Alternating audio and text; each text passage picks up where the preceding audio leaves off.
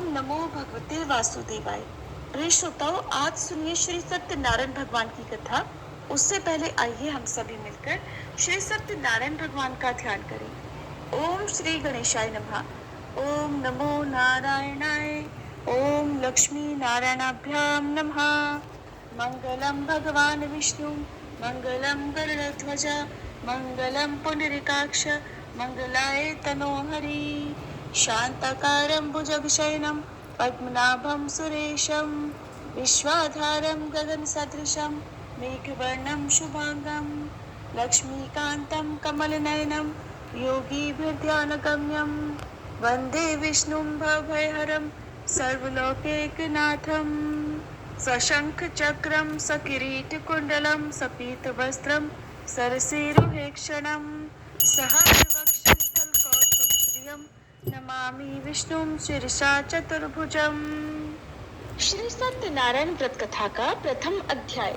महामुनि ऋषि वेद व्यास जी ने कहा, बहुत समय पहले नैमिषारण्य तीर्थ में शौनक आदि 88,000 ऋषियों ने पुराण वेदता श्री सूत जी महाराज से पूछा, हे सूत जी, इस कलयुग में वेद विद्या रहित मानवों को ईश्वर भक्ति किस प्रकार मिलेगी और उनका उद्धार कैसे होगा? हे मुनिश्रेष्ठ, कोई ऐसा व्रत अथवा तप बताइए जिसके करने से थोड़े ही समय में पुण्य प्राप्त हो और मनोवांछित फल भी मिले। ऐसी कथा सुनने की हमारी बहुत इच्छा है। इस प्रश्न पर शास्त्रों के ज्ञाता श्री सूत जी ने कहा, हे वैष्णवों में पूज्य, आप सभी ने प्राणियों के हित और कल्याण की बात पूछी है।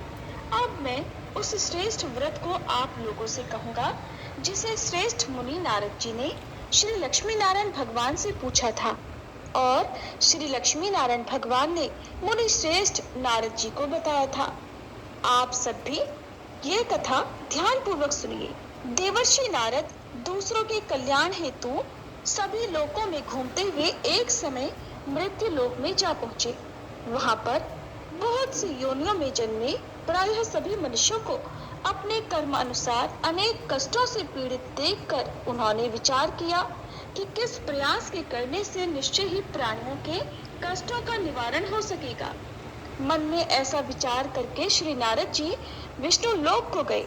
वहाँ श्वेत वर्ण तथा 4 भुजाओं वाले देवों के ईश नारायण को, जिनके हाथों में शंख चक्र गदा तथा पद्म थे तथा वरमाला धारण किए हुए थे, उन्हें देखकर देवर्षि उनकी स्तुति करने लगे। नारद जी ने कहा, हे भगवान, आप तो अत्यंत शक्तिवान हैं। मन तथा वाणी भी आपको नहीं पा सकती। आपका आदि मध्य अंत भी नहीं है। आप निर्गुण स्वरूप सृष्टि के कारण भक्तों के कष्टों को नष्ट करने वाले हो। आपको मेरा शत शत नमन है। नारद जी से इस प्रकार की स्तुति सुनकर विष्णु भगवान बोले, हे योगीराज, आपके मन में क्या है? आपका किस कार्य हेतु यहाँ आगमन हुआ है? निसंकोच कहिए। तब देवर्षि नारद ने कहा, प्रभु, मृत्यु लोक में सब मनुष्य जो अनेक योनियों में पैदा हुए हैं, अपने अपने कर्मों द्वारा अनेक प्रकार के कष्टों के कारण दुखी हैं। हे स्वामी, यदि आप मुझ पर दया रखते हैं तो बताइए कि उन मनुष्यों के सब कष्ट थोड़े से ही प्रयत्न में किस प्रकार दूर हो सकते हैं। तब श्री विष्णु भगवान ने कहा, हे नारद, मनुष्यों के कल्याण हेतु आपने यह बहुत उत्तम प्रश्न किया है। जिस व्रत के करने से मनुष्य मोह से छूट जाता है, वह व्रत मैं तुमसे कहता हूँ, सुनो। अति पुण्य दान करने वाला स्वर्ग तथा मृत्यु लोक दोनों में दुर्लभ एक अति उत्तम व्रत है जो आज मैं तुमसे कहता हूँ। सत्यनारायण भगवान का यह व्रत विधि विधान अनुसार संपन्न करने पर मनुष्य इस धरती पर सभी प्रकार के सुख भोग कर मरणोपरांत मोक्ष को प्राप्त करता है। श्री विष्णु भगवान के ऐसे वचन सुनकर नारद मुनि बोले, हे भगवान, उस व्रत का विधान क्या है? फल क्या है? इससे पूर्व किसने यह व्रत किया है तथा किस दिन यह व्रत करना चाहिए? कृपया मुझे आप ये सभी विस्तार से समझाइए। तब नारद जी की बात सुनकर श्री हरि बोले, दुख और शोक को दूर करने वाला, ये सभी स्थानों पर विजय दिलाने वाला व्रत है।